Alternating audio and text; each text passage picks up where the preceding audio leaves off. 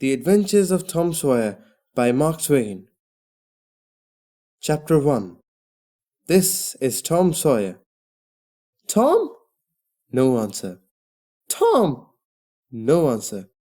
Where can he be? Aunt Polly asked herself. He must be somewhere here. She went to the door, looked out into the garden, and then shouted again. Tom! Tom! No answer. The old lady stood there thoughtfully. Suddenly, she heard a sound behind her. She turned round quickly. There was Tom, near the cupboard door. There was jam all around his mouth. What have you been doing? Aunt Polly asked angrily. When Tom did not answer, she went on. You have been stealing jam again? Don't tell me that you haven't. Haven't I told you 100 times to keep away from that cupboard? Where's my stick? Aunt Polly took her stick and raised it high. She was ready to strike Tom hard. Look behind you, Auntie! Shouted Tom. Aunt Polly looked behind her. This was Tom's chance. He rushed out of the house. He climbed over the fence. Soon he was far away. Aunt Polly was angry, but she had to laugh. He's a bad boy, she said to herself.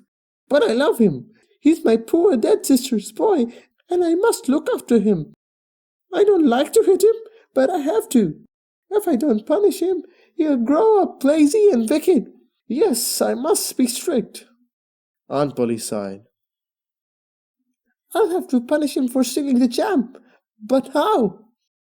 I know tomorrow is Saturday and there is no school on Saturdays. The boys have a holiday, but I'll make Tom work.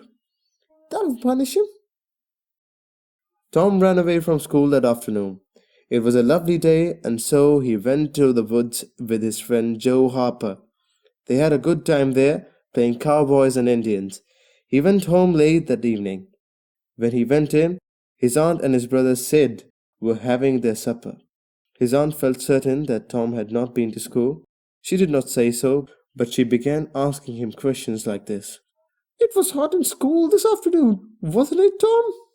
Yes, Auntie, rather hot. You wanted to go swimming, didn't you? No, Auntie, really not.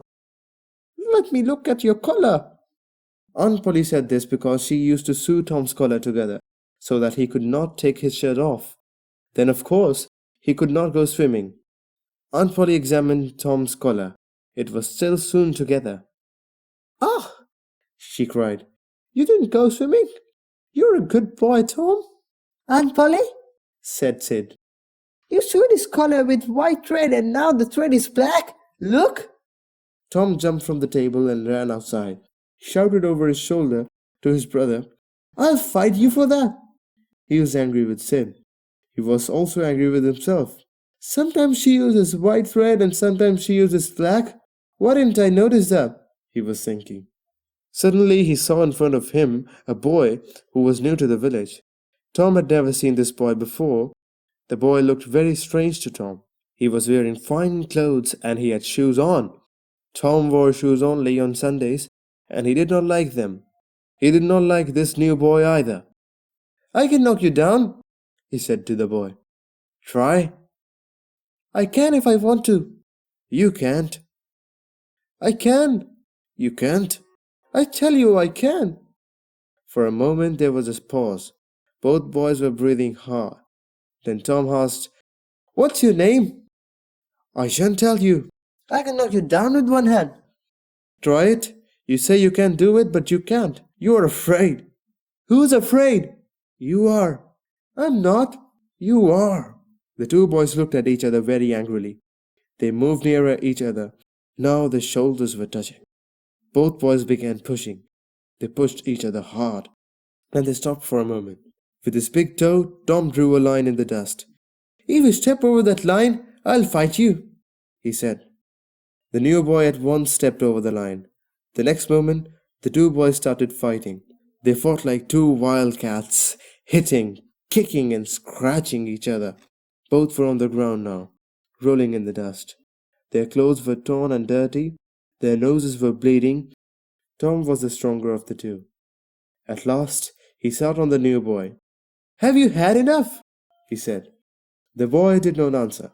He tried hard to stand up, but Tom hit him again. At last the boy cried, "Enough!" Then Tom let him get up. The boy began to walk away.